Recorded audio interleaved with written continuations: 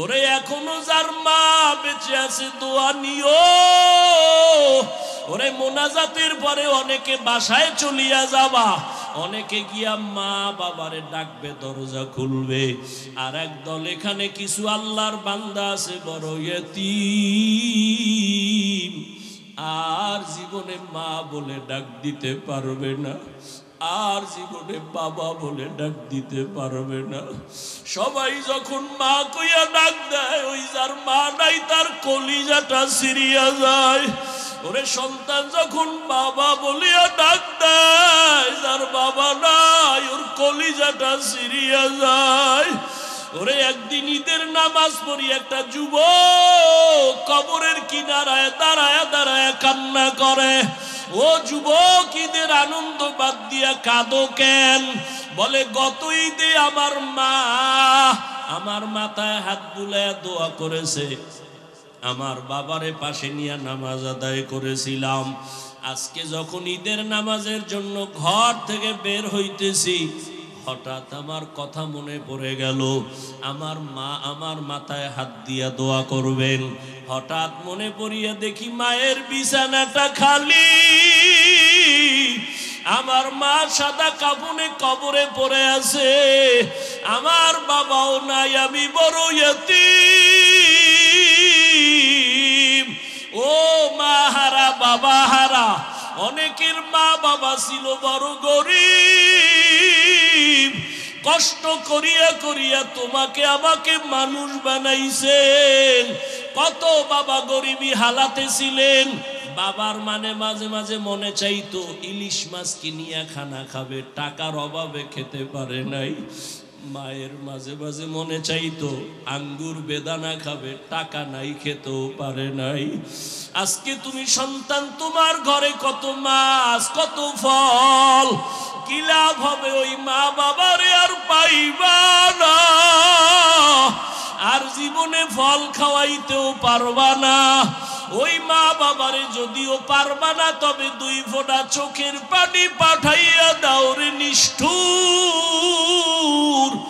গুনাহের কারণে দিলটা পাথর, চোখে পানি নাই, 2 ফোঁটা চোখের পানি পাঠাইয়া দাও। যদি কান্না না আসে, ডানে বামে দেখো কার চোখে পানি। ওরে কান্নাওয়ালার থেকে দোয়া চাও, কান্নাওয়ালার দোয়া খালি ফেরত যাবে না। ও আমার কলিজার যুবক বাবারা, যাদের মা বাবা এখনো বেঁচে আছে, এই রত্ন হারাইস না রে বাবা। এখনো পারলে ঘরে গিয়া মাকে বলিস, মা মাথায় হাত দিয়া দোয়া করিয়া দাও। তোমার দোয়া সারা জীবনে সফলতা আসবে না। মা, ওয়াজের প্যান্ডেলে কত মানুষের কাঁদতে দেখলাম, আমার কপাল বড় খারাপ, আমার চোখে পানি নাই। গুনাহের কারণে বুঝি আল্লাহ বেজার, তুমিও আমার উপরে বেজার। আজকে তওবা করে আসছি, আর নামাজ ছাড়বো না, দাড়ি কাটবো না, বেপরদায় চলবো না, আর মুরব্বীদের সাথে বেয়াদবি করব না। মা, তুমি আমার মাথায় হাত দিয়া দোয়া করে দাও। যদি বলতে পারো, দেখবা মায়ের চোখে পানি চলে আসবে। মা ডাক দিয়া বলবে, বাবা আয়। মাথায় হাত দিয়া ডাক দিবে, আরশে আজিমের মালিক, আমার কলিজার সন্তানটাকে তুমি কবুল করে নাও। ওই মা বাবার দোয়া নিতে ভুল করিও না। যদি অন্যায়ভাবে কষ্ট দিয়া থাকো, গোপনে গিয়া ক্ষমা চাইও। শিক্ষকের দোয়া ছাড়া গাইতে পারবা না। কষ্ট দিয়া থাকলে দোয়া নিও ক্ষমা চাইয়া। আলেম ওলামার মনে আঘাত দিয়ে আঘাতে পারবা না। যদি বিরোধিতা অন্যায় করো, বেয়াদবি করো, ক্ষমা চাইও। আসল মানুষ হইয়া কবরে যাও। কত চোখের সামনে আজকে কত আল্লাহর বান্দারা নাই। এই এলাকায় 11 সালে যখন আসছি, আমার ভাই ছিলেন আব্দুল মান্নান সাহেব, দুনিয়ার থেকে চলে গেছেন। হাজী মনির সাহেব দুনিয়ার থেকে চলে গেছেন। চোখের সামনে তাদের কত অবদান এই মাদ্রাসার পেছনে। আজকে আমি এখানে বয়ান করতেছি, তারা থাকলে কতই না তারা আনন্দ পাইতো। এক এক করে সবাই চলিয়ে গেছে। আগামী বছর বয়ান চলবে, হয়তো আজকে যারা আছি অনেকে আবার বিয়োগ হয়ে যাবে। কোন দিন আমার আজরাইল আসিয়া ডাক দেয়, রে যুবক, বেয়াদবি ক্ষমা চাই।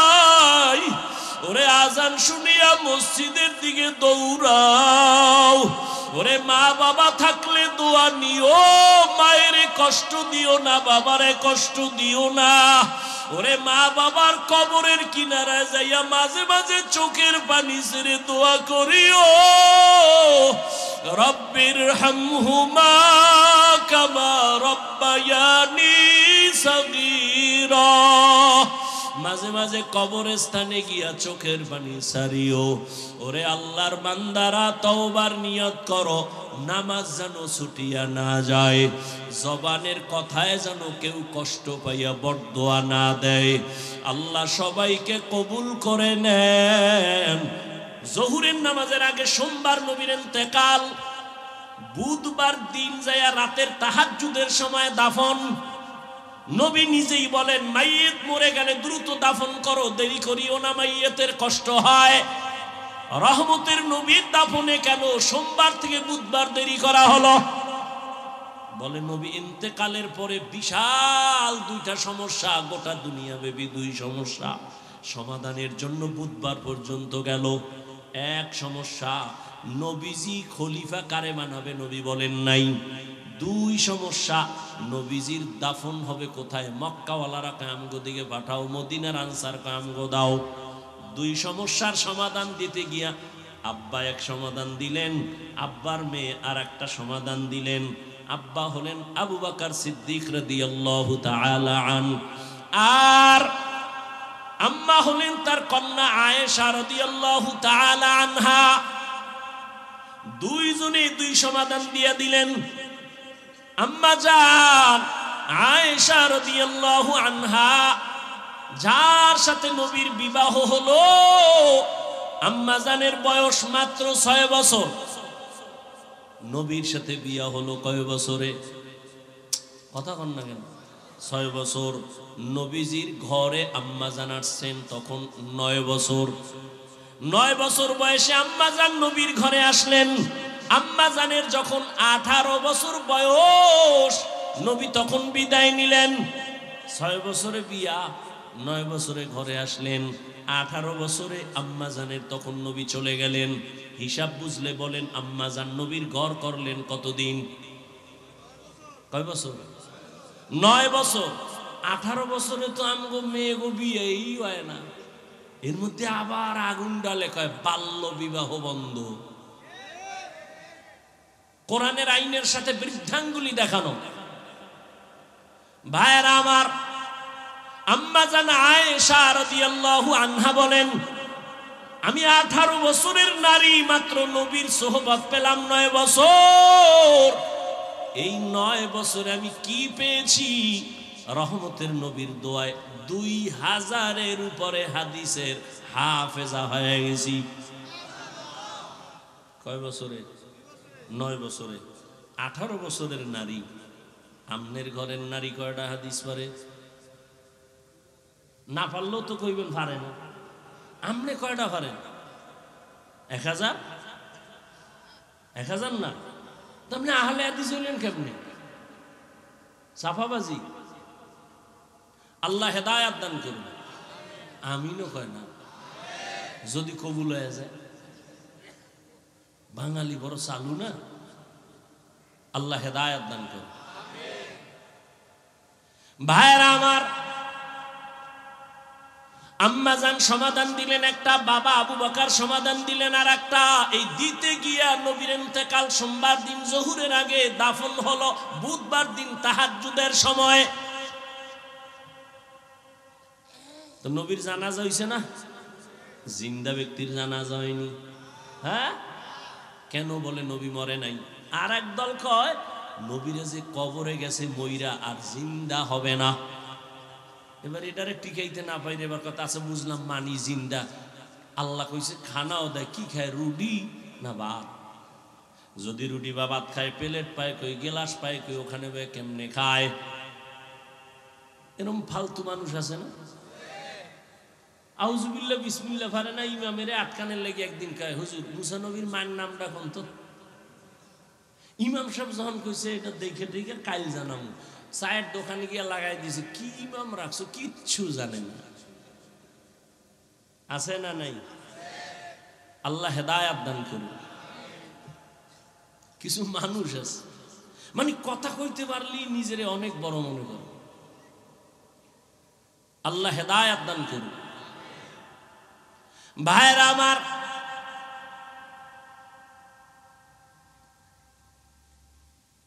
রহমতের নবী বলেন সব নবীরা কবরে জিন্দা নামাজরত অবস্থায় আছেন। যারা প্রশ্ন করে নবী কেমনে খায় কেমনে খায়, আমি তাদের জন্য একটা প্রশ্ন রেখে যাই। আল্লাহ তাআলা আমগো মায়ের গর্ভে যখন পাঠান, হাল আতা আলাল ইনসানি হিনুম মিনাদ দাহরি লাম ইয়াকুন শাইআম মাযকুরা ইন্না খালাকনাল ইনসানা মিন নুতফাতিন আমশাজিন নাবতালি ফাজআলনাহু সামিআম বাসীরা ولقد خلقنا الإنسان من سلالة من طين ثم جعلناه نطفة في قرار مكين ثم خلقنا النطفة علقة فخلقنا العلقة مضغة فخلقنا المضغة عظاما فكسونا العظام لحما ثم أنشأناه خلقا آخر فتبارك الله আহসানুল খালিকিন।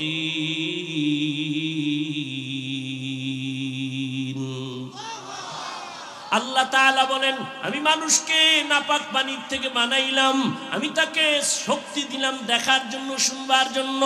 ভিন্ন আয়াতে আল্লাহ বলেন আমি জমাট রক্ত থেকে মানুষ বানাইলাম, এই রক্তের ফোঁটাটা মায়ের গর্ভে রেহেমের মধ্যে রাইখা 40 দিনের একটা রিপেয়ারিং করলাম।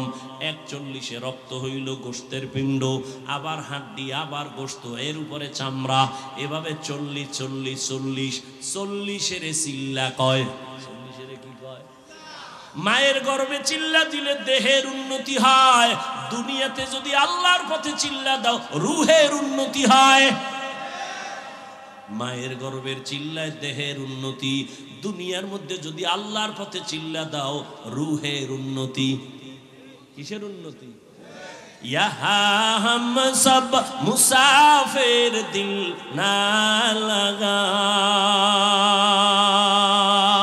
अहले दिल की नजर से रूह करता जा, शाह दौलत सब फकीर घर नेक नहीं, शाह दौलत सब फकीर घर नेक नहीं, जिंदगी में बंदगी तू कर नहीं, जिंदगी में बंदगी तू कर नहीं, जिंदगी बे बंदगी शर्मिंदा है, जिंदगी बे बंदगी शर्मिंदा है, जिंदगी में बंदगी कुन बंदगी, बंदगी बे जिंदगी शर्मिंदगी। মায়ের গর্ভে আল্লাহ বাচ্চা দেওয়ার পরে রুহু দেননি। রুহু যখন আসে তখন সে মরা না জিন্দা। বাচ্চার তখন ক্ষুধা লাগেনি, খানা দেয় কে?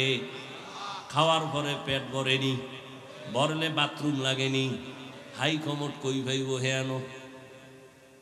বাচ্চা মায়ের গর্ভে জিন্দা, খানা দেন আমার আল্লাহ। বলো ওই মায়ের গর্ভের বাচ্চা কেমনে খায়? খাওয়ার পরে পেট ভরে আবার বাথরুম কেমনে করে? কোথায় তার টয়লেট আছে? এই প্রশ্নের যেদিন জবাব যেদিন দিবি ওই দিন আমি জবাব দিব নবীরা কবরে কেমনে খায়। ওই জবাব ওদিন দিব যেদিন এই জবাব দিবা। আসলে সব ঝামেলা, আল্লাহর ভয় নাই। কি নাই? আল্লাহর ভয় নাই। আল্লাহ হেদায়েতের দৌলত আমাদের সকলকে দান করেন। ভাইরা আমার, রহমতের নবী বাইতুল মাকদিসে গেলেন, জিবরাইল আমিন সেখানে নামাইলেন। নামানোর পরে বোরাকটা খুঁটির সাথে বাঁধলেন। জিবরাইল দাঁড়াইয়া আজান দেওয়া শুরু করলেন। সব নবী রাসূল সেখানে হাজির। এখান থেকে আরেক মাসআলা, জিবরাইল কেন বোরাক বানলেন? পালায়া যাবে নাকি? বলে না তো। কেন? উম্মতের মাসআলা নাও, নিজের মাল নিজে হেফাজত করো, সুন্নত। নিজের মাইয়া পোলা নিজে হেফাজত করো, নিজের স্ত্রী নিজে হেফাজত করো। কি? নিজের মাল নিজে হেফাজত করো। দরজা লাগায় বলো তাওয়াক্কালতু আলাল্লাহ। দরজা খুইলা ভরসা করলে হবে না। বিয়ে করার আগে যৌতুক কি কি চায়? কয় যৌতুক হলো বিদেশ যাওয়ার ভিসা দাও। তুই কি একা যাবি? কয় একা। তো বউ পাহারা দিবে কে? বলে ছোট ভাই। কি নাউজুবিল্লাহ, দুনিয়ার আকাম করে নাউজুবিল্লাহ। আল্লাহ হেদায়েত দান করুন।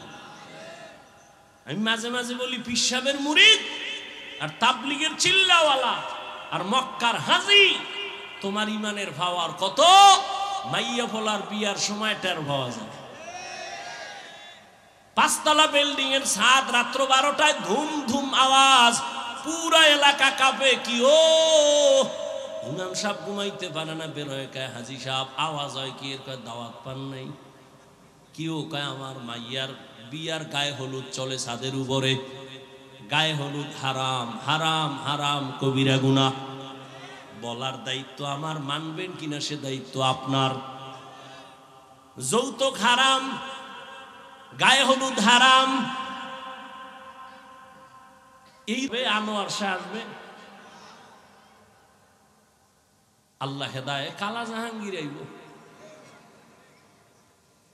আল্লাহ হেদায়েত দান করুন।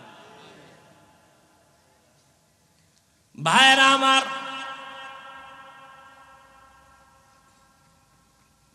জিবরাইল বুঝায় দিলেন নিজের মাল নিজে হেফাজত করো। জিবরাইল আজান দিছেন, নবীও তো পারতেন আজান দিতে, নবী দিলেন না কেন? নবীজি দিলে তো ভেজাল লাগে যাইব। কয় কেমন? নবী যখন বলতে বলতে বলবেন হাইয়া আলাস সালাহ, নবী যখন বলবেন নামাজের দিকে আসো, বাই ফোর্স ওয়ার্ডার। যখন মানবা না, সাথে সাথে কাফের। এই জন্য আল্লাহ নবীর দিয়ে অর্ডার দেওয়ায় নাই, জিবরাইল আজান দাও। নবীর জবানে বললে তো এটা বাই ফোর্স ওয়ার্ডার হয়ে যাবে। নবীর ওয়ার্ডার না মানলে সে কাফের হয়ে যাবে। জিবরাইল দিয়ে বলাইলেন, মুয়াজ্জিন দিয়ে বলাইলেন, এরপরও যদি তুমি না যাও অন্তত কাফের হবা না, ফাসিক হয়ে যাওয়া। আল্লাহ কুফরি থেকে উম্মতেরে বাঁচায় দিলেন নবীর মাধ্যমে। আজান নবী দেন নাই। এবার নামাজের ইমামতি রহমতের নবী করলেন। সব নবী রসুল, রসুলের পেছনে নবী আমার ইমাম। ওখান থেকে আল্লাহ নবীরে ইমামুল মুরসালিন বানায় দিলেন। এবার এখান থেকে রহমতের নবী উপরে রওয়ানা। রহমতের নবী বোরাকে উঠলেন। এক টানে 500 বছরের পথ পেরিয়ে প্রথম আসমানে গিয়া দেখে আসমানের মধ্যে 2টা দরওয়াজা লাগানো, জমরাত ইয়াকুত পাথরের দরওয়াজা। দুটো দরওয়াজায় তালা লাগানো, নূরের তৈরি তালা। ভেতরে দারোয়ান। জিবরাইল কয় দরজা খোল। ভেতরের দারোয়ান কয় মান আনতা, কে তুমি? বলে আনা জিবরাইল, আমি জিবরাইল। অমাম্মা, তোমার সাথে কে? বলে হুয়া মুহাম্মদ সাল্লাল্লাহু আলাইহি। জিবরাইল তুমি আসছো নবীরে নিয়া, অর্ডার আনছো নি? হ্যাঁ অর্ডার আছে। তালা খুইলা দাও। আমি তো ভিতরে, তালা তো বাইরে। এবার কেমনে খুলবো? বলে তালার চাবি হলো ইসমে আজম বিসমিল্লাহ। রহমতের নবী বলেন আমি বিসমিল্লাহ বলে তালায় স্পর্শ করলাম, দোনো দরজার তালা খুলে গেল। আসমানের ভেতরে ঢুকলাম। এক একটা আসমানের মোটা, যেমন বাহির থেকে প্যান্ডেল, এইটা কত? বাহির থেকে প্যান্ডেল একরকম, ভিতরে প্যান্ডেল আছে 10,000 মানুষ বসতে পারে। আসমানটা আমরা বাহির থেকে এখান থেকে উপরের খালি জায়গা 500 বছর, ভেতরের জায়গা 500 বছর। নবী বলেন আমি সব ঘুরে ঘুরে ঘুরে ঘুরে দেখলাম, এরপরে আবার উপরে গেলাম। যাইতে যাইতে যাইতে যাইতে 7টা আসমান পার হয়ে উপরে গেলাম। 7 আসমানে প্রত্যেকটায় 2টা করে দরজা। কেন দরজাগুলো? রহমতের নবী বলেন এক দরজা দিয়া বান্দার আমল আরশে আজিমে যায়, আর একটা দরজা দিয়া আল্লাহ বরকতের রিজিক পাঠায়। এই জন্য আল্লাহর প্রিয় মুমিন বান্দা যদি মরে যায় আসমান কান্না করে। নবী বলেন আমি উঠতে উঠতে একেবারে 7ম আসমান পেরিয়ে উপরে গিয়া দেখি নূরের একটা কাবা, বাইতুল মামুর। 70,000 ফেরেশতারা তওয়াফ করে। একবার যারা চান্স পায় জীবনে আর তারা পাবে না। রহমতের নবী বলেন বাইতুল মামুর থেকে আমি সিদরাতুল মুনতাহায় গেলাম। সেখানে গিয়া জিবরাইল, এখানে বিশাল একটা বড়ই গাছ। বড়ইগুলো কত বড়? তেলের ড্রামের মতো এক একটা বড়ই। আর বড়ই গাছের পাতা হলো হাতির কানের মতো বড় বড়। ওখান থেকে আবার আমার সফর শুরু হলো আর উপরে। এটা কেমনে সম্ভব? আল্লাহ জবাব দিলেন সুবহান, তোমার অসম্ভবের প্রশ্ন থেকে আমি পবিত্র। সুবহানাল্লাযী আসরা বিআবদিহি লাইলাম মিনাল মাসজিদিল হারাম ইলাল মাসজিদিল আকসা। পবিত্র সত্তা যিনি ভ্রমণ করালেন বিআবদিহি, তার প্রিয় বান্দাকে। এখানে আরো কিছু কথা বলবো। আল্লাহ তাআলা কোরআনের ভেতরে আমার নবীজির কোথাও নাম নেন নাই। অন্য নবীর নাম নিলেন ইয়া নূহ ওয়া নাদাইনাহু ইয়া ইব্রাহিম। মূসা নবীর নাম নিলেন ওয়া মা তিলকা বিয়ামিনিকা ইয়া মূসা। ইসমাইল নবীর নাম নিলেন, ইব্রাহিমের নাম নিলেন, নূহের নাম নিলেন, দাউদের নাম নিলেন, সুলাইমানের নাম নিলেন। কিন্তু আমার নবীর নাম আল্লাহ কোরআনে কোথাও নাম ধরে ডাকেন নাই। বরং নবীর এমন এমন দামি উপাধি ধরে ডাকছেন যেগুলো বুঝার জন্য ব্যাখ্যা ছাড়া বুঝে আসে না। এত দামি দামি শব্দ নবীর বেলায় ব্যবহার করছেন উপাধি। ইয়া আইয়ুহাল মুজাম্মিল, ইয়া আইয়ুহাল মুদ্দাসসির, ইয়াসিন, তাহা, হামিম। নবীকে উপাধি দিলেন রাহমাতুল লিল আলামিন। নবীর উপাধি ধরলেন খাতামুন নবিয়্যিন। নবীর উপাধি দিলেন সিরাজাম মুনিরা, বাশীরা ওয়া নাযীরা। নবীরে যদিও নাম ধরে ডাকেন নাই, কিন্তু সৃষ্টির শ্রেষ্ঠ অলংকার যুক্ত শব্দ দিয়া আমার রাসূলকে সম্বোধন করলেন। কিন্তু আশ্চর্য, যেই একটা অলৌকিক মেরাজের ঘটনা আজও ১৫০০ বছর পরে বেঈমান আর নাস্তিকরা মানতে পারে না। সেই অলৌকিক আমার নবীর ঘটনার ক্ষেত্রে আমার নবীকে আল্লাহ রাসূলুহু বলে ডাকলেন না, নবীহি বলে ডাকলেন না, রাহমাতুল লিল আলামিনও বললেন না, খাতামুন নবিয়্যিনও বললেন না। আল্লাহ তাআলা মেরাজের ঘটনার ক্ষেত্রে নবীকে সম্বোধন করলেন বান্দা। আমরাও বান্দা, হিন্দুরাও বান্দা, ইহুদিরাও বান্দা, খ্রিস্টানেরাও আল্লাহর বান্দা, নবীও বান্দা। একটা নরমাল শব্দ মেরাজের বেলায় নবী আল্লাহ বললেন কেন, বান্দা বললেন কেন?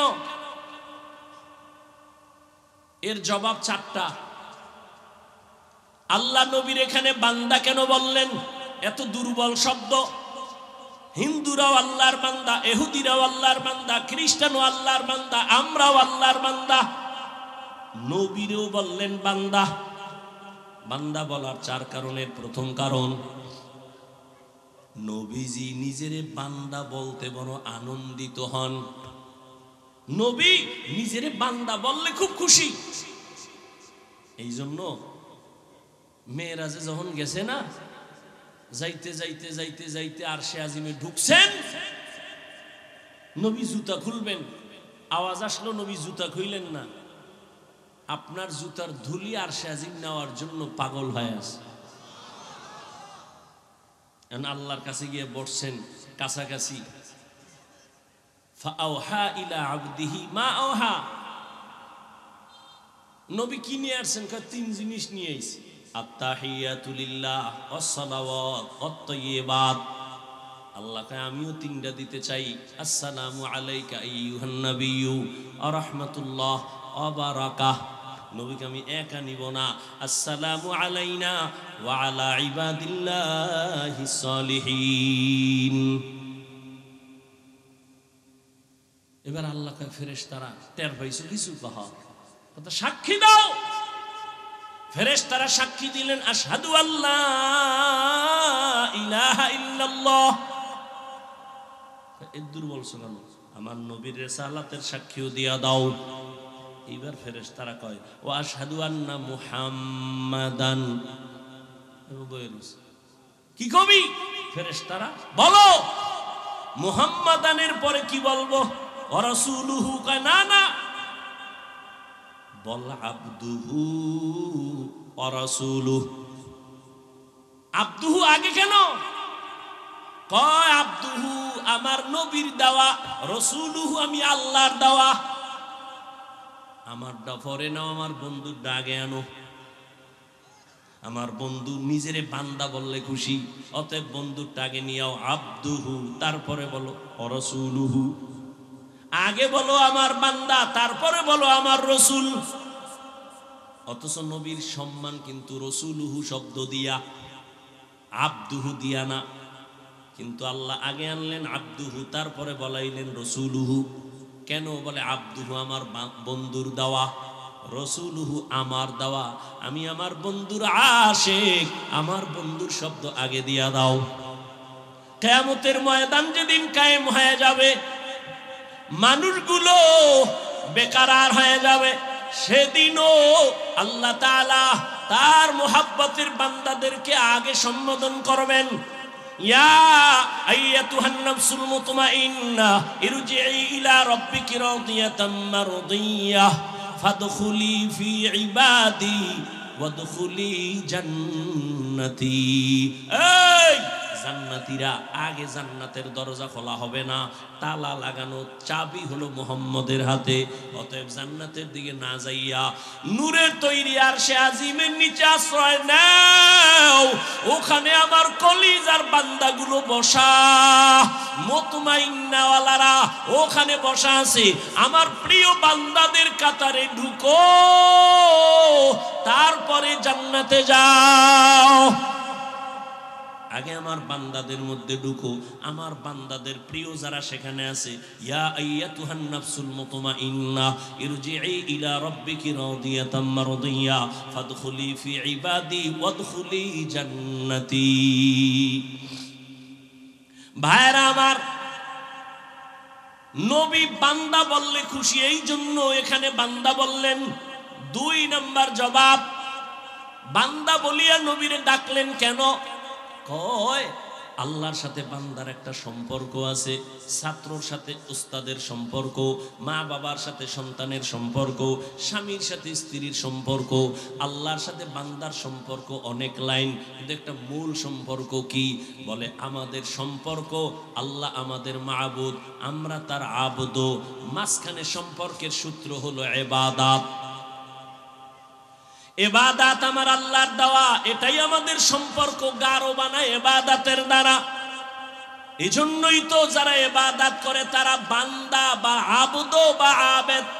যার ইবাদত করে তিনি মাবুদ, আবদ আবেদ যাইতেছে মাবুদের কাছে। এই জন্য এখানে বান্দা শব্দ বললেন।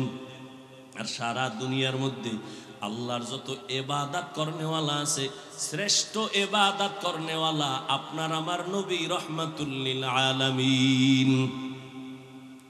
কেমন মায়ার নবী, কেমন ইবাদত করনেওয়ালা। আম্মা জান আয়েশা রাদিয়াল্লাহু তাআলা আনহাকে সাহাবায়ে কেরাম একদিন প্রশ্ন করলেন, আম্মা জান নবীজির আশ্চর্য দুই একটা ঘটনা আমাকে শুনান তো। আম্মাজান পাল্টা প্রশ্ন করলেন, নবীজির কোনটা আছে যেটা আশ্চর্য না? রহমতের নবীর এমন কি ঘটনা আছে যেটা আশ্চর্য না? সবই তো আশ্চর্য। তবে শোনো, একটা ঘটনা মাত্র শুনাই। বলবো? আল্লাহ কবুল করেন। আম্মা জান আয়েশা রাদিয়াল্লাহু তাআলা আনহা বলেন, ও পর্দার আড়ালের আম্মা জানেরা, আম্মা জান আয়েশা রাদিয়াল্লাহু আনহা বলেন, আমি একদিন এশার নামাজ পড়ে হুজরায় বসা, এশার নামাজের পরে রহমতের নবী আসলেন। রহমতের নবী আসা মাত্র আমার ঘর আলো হয়ে গেল।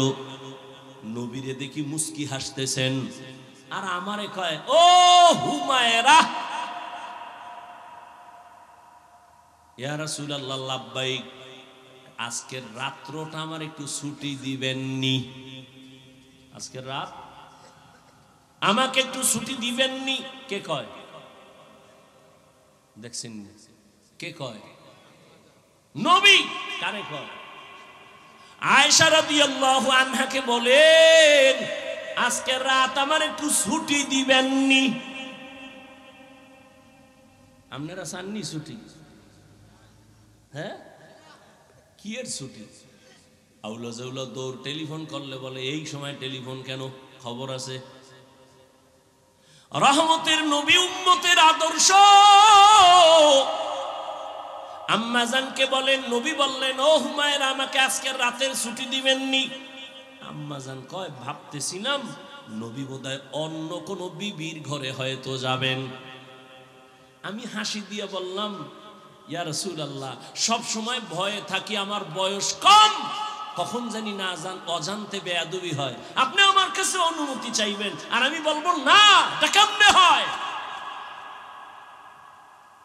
আমি মনে মনে ভাবলাম নবী বোধহয় অন্য বিবির ঘরে যাবেন।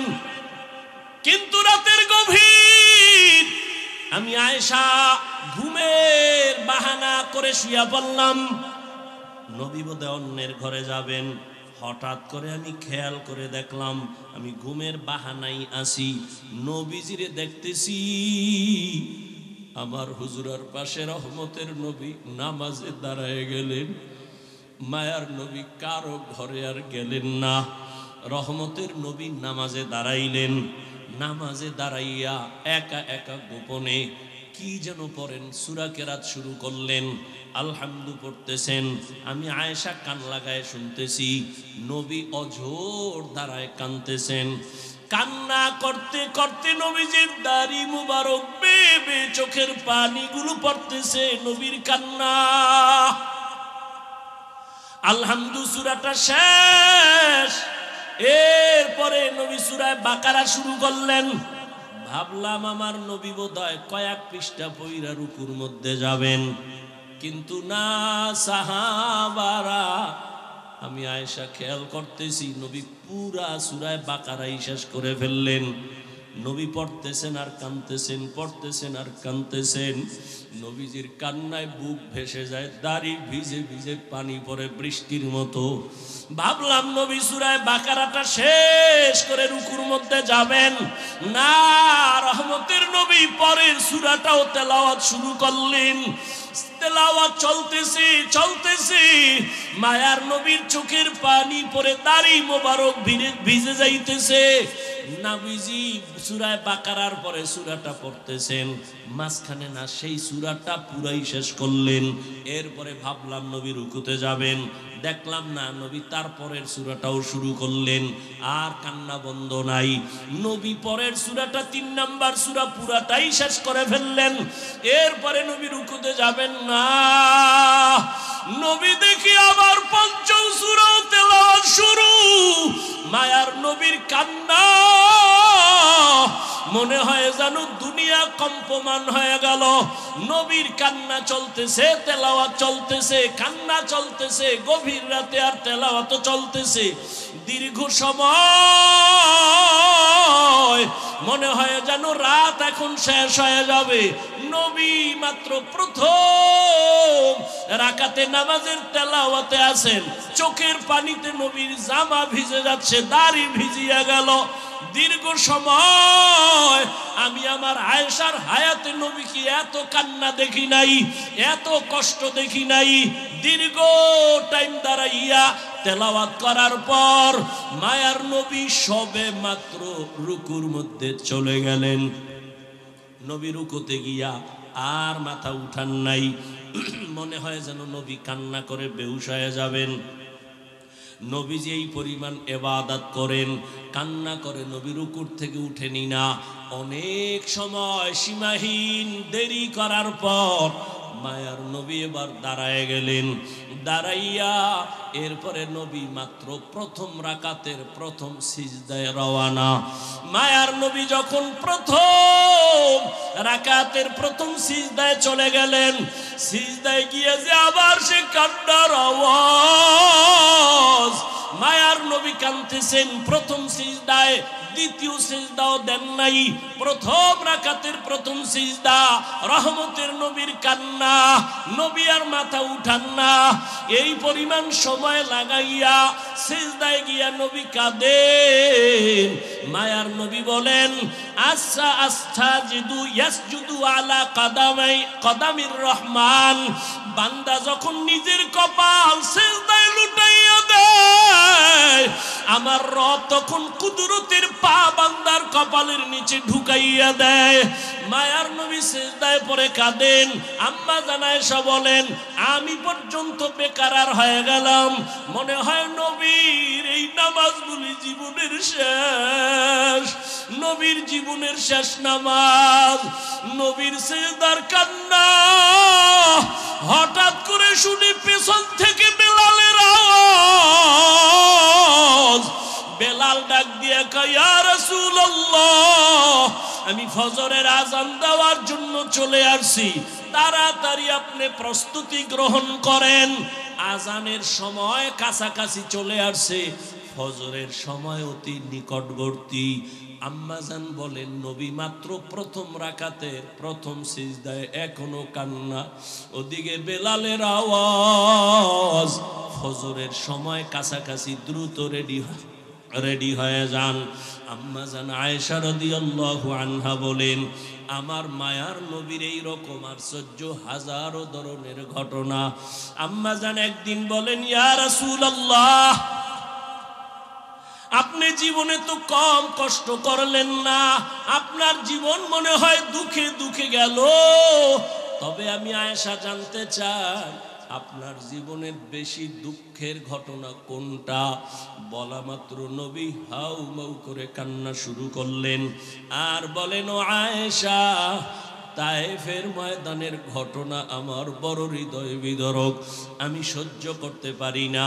তায়েফের ময়দানে আমি গেলাম, এদিকে আমার বাবাও নাই, মাও নাই, আমি বড় ইয়তীম। সন্তান বিপদে পড়লে বাবারে টেলিফোন করে, বাবা কই আছো, আসো, আমার উপরে বিপদ চলে। মা থাকলে টেলিফোন করে বলে, মা একটু দোয়া করিও। মায়ার নবী বলেন, আমি বাবা বলিয়া জীবনে ডাক দিতে পারি নাই। 6 বছরে মা হারা আমি মুহাম্মদ, 8 বছরে আমার দাদাকেও আমি হারায় ফেললাম। আমার এত কষ্ট, আমার জীবনটা কষ্টে কাটিয়ে গেল। আমাকে 1 দিন না 2 দিন না 3 বছর পর্যন্ত শিয়াবে আবু তালিবে আমাকে গৃহবন্দী করে রাখলো। চতুর্দিকের পাহাড় মাঝখানে আমাদের আটকাইলো, পানি দেয় না, খানা দেয় না। আমি রহমতের নবী গাছের পাতাগুলো সিঁড়ি সিঁড়ি চাবাইয়া চাবাইয়া খাইয়া আমার পেটের ক্ষুধা নিবারণ করছি। আমি এত কষ্টের মাঝে গেলাম তায়েফের ময়দানে দাওয়াত দেওয়ার জন্য। ওই তায়েফের পাগল কাফেরেরা ওদের বাচ্চাগুলোকে আমার পেছনে লেলিয়ে দিল। বাচ্চাগুলো পাথর হাতে নিয়ে বৃষ্টির মতো মারতে যখন শুরু করলো, একদিকে গালি দেয় আর অন্যদিকে পাথরের আঘাত। পাথর পরে পরে আমার শরীর রক্তে রঞ্জিত, রক্ত পরে আমার জুতা পর্যন্ত আটকায় গেল। আমার আল্লাহ পর্যন্ত বেজার হইয়া জিবরাইলকে পাঠায় বলে, যাও তায়েফের জমিন উল্টাইয়া সব ধ্বংস করে দাও।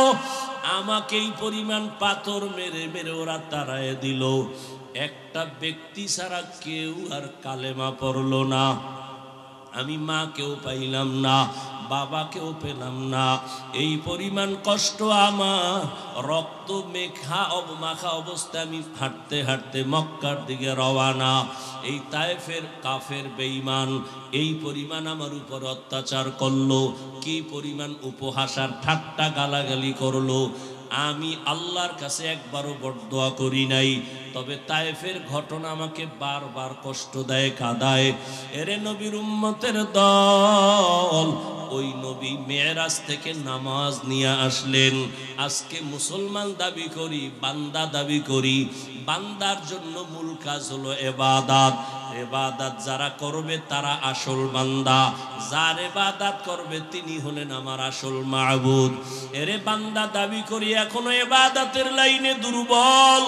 ও কলিজার যুবক বাবারা, বৃদ্ধ বাবাজিরা, পর্দার আড়ালের মা বোনেরা, আজকে আল্লাহ সন্তান দান করেছেন, একটা আদর্শ সন্তান দুনিয়াতে রেখে যাইতে পারলেন না। কি নিয়ে আল্লাহর আদালতে হাজির হবেন? এখনো সময় আছে, তওবা করে। স্কুলে পড়ো, কলেজে পড়ো, চাকরি করো, ব্যবসা করো। তোমার মতো কত যুবক দাড়িওয়ালা নামাজির অভাব নাই, স্কুলে পড়িয়াও নামাজ বাদ দেয় না, চাকরি করে নামাজ ছাড়ে না, ব্যবসা করে নামাজ ছাড়ে না। বলো বাবা, তুমি কেন নামাজ পড়তে পারো না? জীবনে আর কতদিন এভাবে গুনাহ করবা? আজরাইল ধাক্কা দিলে আর থাকতে পারবা না। এরে পর্দার আড়ালের আম্মা জানেরা, বোনেরা, আপনার মতো কত মা এখনো আছে, পর্দা করে, স্বামীর মাল হেফাজত করে, মোবাইলে সময় নষ্ট করে না, আল্লাহর মোহাব্বত নিয়ে স্বামীর মাল হেফাজত করে। আপনি কেন পারবেন না? একটা আদর্শ সন্তানের মা হইয়া কবরে যান। আপনার সন্তানের ব্যবহারে যেন কোনোদিন কোনো মুরব্বী কষ্ট না পায়, আপনার সন্তানের আচরণে কোনোদিন যেন মা বাবা আলেম ওলামারা কষ্ট না পায়। আপনার সন্তান ডাক্তার হবে, তবে বেয়াদবি যেন না করে। আপনার সন্তানকে ইঞ্জিনিয়ার বানাবেন, কোনোদিন যেন খারাপ আচরণ না করে। মানুষ তখন দোয়া করবে। ও পর্দার আড়ালের আম্মা জানেরা, ও বৃদ্ধ বাবাজিরা, আল্লাহ পাক সন্তান অনেকের দেয় না, কত কান্না কাঁদে। আর আল্লাহ আপনাদের সন্তান দান করেছেন, একটা সন্তান যে কোরআন তেলাওয়াত করে দোয়া করবে, এমন সন্তান তৈরি করতে কি পারলেন না? দুনিয়াতে যত ভালো সন্তান আছে, মা বাবার দোয়া, মায়ের অবদানের কারণে। মদিনাতুল মুনাওয়ারা থেকে ভারতের জমিনে আসছেন এক আল্লাহর বান্দা, কালেমার দাওয়াত নিয়া। নাম আপনারা সবাই জানেন, খাজা মুঈনুদ্দিন চিশতি আজমিরি রহমাতুল্লাহ আলাইহি। ভারতের জমিনে আসিয়া ভারতবর্ষে দাওয়াত দিলেন। দাওয়াত দিয়া দিয়া লক্ষ লক্ষ বিধর্মী কালেমা পড়লো। খাজা মুঈনুদ্দিন বড় আনন্দিত।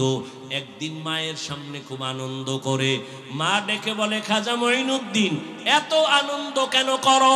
বলে, মা আল্লাহর শুকর, ভারতের ভেতরে লক্ষ লক্ষ বিধর্মী, আমি মুঈনুদ্দিনের হাতে কালেমাওয়ালা মুসলমান হয়ে গেল।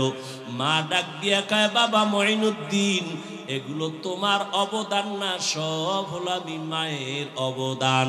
খাজা মুঈনুদ্দিন চিশতি বলে, আম্মা জান আপনার অবদানটা কি? মা চোখের পানি ছেড়ে কাঁদে আর কয়, বাবা তুই যেদিন আবার গর্বে আসছো, আমি আল্লাহর কসম করে বলি একটা রাত ঘুমাই নাই। আমি সিজদায় পড়ে রাতের গভীরে মাওলার কাছে কান্না করে দোয়া করেছি আর বলছি, ও দয়ার মালিক, আমার গর্বের সন্তানটাকে তুমি তোমার ওলি বানাইয়া পাঠাইয়া দিও। এক রাতও কান্না বন্ধ করি নাই। ও বাবা মুঈনুদ্দিন, দুনিয়াতে আসার পর আমি মা তোরে যতদিন বুকের দুধ পান করাইছি, আল্লাহর কসম একটা ফোঁটা দুধও আমি তোর মুখে বিনা অজুতে দেই নাই। আমি অজু সহকারে তোর মুখে দুধ দিয়েছি। বাবা, আমার অবদান আর চোখের পানি না থাকলে তুমি কামিয়াব হতে পারতা না। ও আমার আদর্শ নগরের যুবক বাবারা, পায়ে হাত রেখে বলছি, রে বাবা, ওই মা বাবা যারা এখনো বেঁচে আছে, দোয়া দাও আল্লাহর কসম ওই মা বাবার চোখের পানি আর দোয়া ছাড়া আমি হাফিজুর রহমান এই চেয়ারে বসতে পারি নাই। ওই মা বাবার চোখের পানি আর দোয়া ছাড়া তুমি টাকার মালিক বাড়ি গাড়ির মালিক হতে পারো নাই। ওরে এখনো যার মা বেঁচে আছে দোয়া নিও। ওরে মোনাজাতের পরে অনেকে বাসায় চলিয়া যাবা, অনেকে গিয়া মা বাবারে ডাকবে, দরজা খুলবে। আর একদল এখানে কিছু আল্লাহর বান্দা আছে বড় ইয়তীম, আর জীবনে মা বলে ডাক দিতে পারবে না, আর জীবনে বাবা বলে ডাক দিতে পারবে না। সবাই যখন মা কইয়া ডাক দেয়, ওই যার মা নাই তার কলিজাটা ছিঁড়িয়া যায়। ওরে সন্তান যখন বাবা বলিয়া ডাক দেয়, যার বাবা নাই ওর কলিজাটা ছিঁড়িয়া যায়। ওরে একদিন ঈদের নামাজ পড়ি একটা যুবক কবরের কিনারায় দাঁড়ায় দাঁড়ায় কান্না করে। ও যুবক, ঈদের আনন্দ বাদ দিয়া কাঁদো কেন? বলে গত ঈদে আমার মা আমার মাথায় হাত বুলায় দোয়া করেছে, আমার বাবারে পাশে নিয়ে নামাজ আদায় করেছিলাম।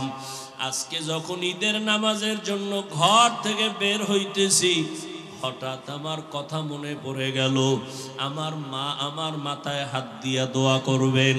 হঠাৎ মনে পড়িয়া দেখি মায়ের বিছানাটা খালি,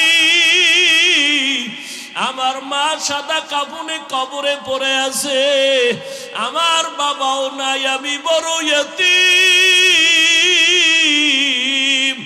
ও মা হারা বাবা হারা। অনেকের মা বাবা ছিল বড় গরিব, কষ্ট করিয়া করিয়া তোমাকে আমাকে মানুষ বানাইছেন। কত বাবা গরিবী হালাতে ছিলেন, বাবার মানে মাঝে মাঝে মনে চাইতো ইলিশ মাছ কিনিয়া খানা খাবে, টাকার অভাবে খেতে পারে নাই। মায়ের মাঝে মাঝে মনে চাইতো আঙ্গুর বেদানা খাবে, টাকা নাই খেতেও পারে নাই। আজকে তুমি সন্তান, তোমার ঘরে কত মাছ কত ফল, কি লাভ হবে? ওই মা বাবারে আর পাইবা না, আর জীবনে ফল খাওয়াইতেও পারবা না। ওই মা বাবারে যদিও পারবা না, তবে দুই ফোঁটা চোখের পানি পাঠাইয়া দাও রে নিষ্ঠুর।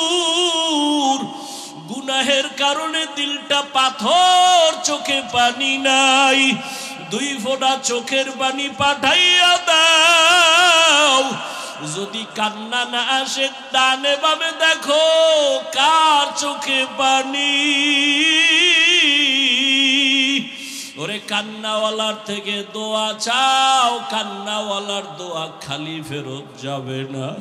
ও আমার কলিজার যুবক বাবারা, যাদের মা বাবা এখনো বেঁচে আছে, এই রত্ন হারাইস না রে বাবা। এখনো পারলে ঘরে গিয়া মাকে বলিস, মা মাথায় হাত দিয়া দোয়া করিয়া দাও। তোমার দোয়া সারা জীবনে সফলতা আসবে না।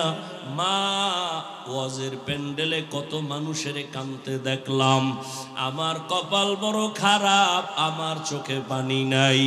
গুনাহের কারণে বুঝি আল্লাহ বেজার, তুমিও আমার উপরে বেজার। আজকে তওবা করে আসছি, আর নামাজ ছাড়বো না, দাড়ি কাটবো না, বেপরদায় চলবো না, আর মুরব্বীদের সাথে বেয়াদবি করবো না। মা, তুমি আমার মাথায় হাত দিয়া দোয়া করে দাও। যদি বলতে পারো, দেখবা মায়ের চোখে পানি চলে আসবে। মা ডাক দিয়া বলবে, বাবা আয়। মাথায় হাত দিয়া ডাক দিবে, আর সে আজিমের মালিক, আমার কলিজার সন্তানটাকে তুমি কবুল করে নাও। ওই মা বাবার দোয়া নিতে ভুল করিও না। যদি অন্যায়ভাবে কষ্ট দিয়া থাকো, গোপনে গিয়া ক্ষমা চাইও। শিক্ষকের দোয়া ছাড়া যাইতে পারবা না। কষ্ট দিয়া থাকলে দোয়া নিও ক্ষমা চাইয়া। আলেম ওলামার মনে আঘাত দিয়ে আঘাতে পারবা না। যদি বিরোধিতা অন্যায় করো, বেয়াদবি করো, ক্ষমা চাইও। আসল মানুষ হইয়া কবরে যাও। কত চোখের সামনে আজকে কত আল্লাহর বান্দারা নাই। এই এলাকায় 11 সালে যখন আসছি, আমার ভাই ছিলেন আব্দুল মান্নান সাহেব, দুনিয়া থেকে চলে গেছেন। হাজী মনির সাহেব দুনিয়া থেকে চলে গেছেন। চোখের সামনে তাদের কত অবদান এই মাদ্রাসার পেছনে। আজকে আমি এখানে বয়ান করতেছি, তারা থাকলে কতই না তারা আনন্দ পাইতো। এক এক করে সবাই চলিয়ে গেছে।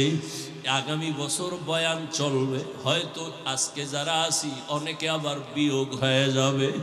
কোন দিন আমার আজরাইল আসিয়া ডাক দেয়, রে যুবক বেয়াদবি ক্ষমা চাই, ওরে আজান শুনিয়া মসজিদের দিকে দৌড়াও।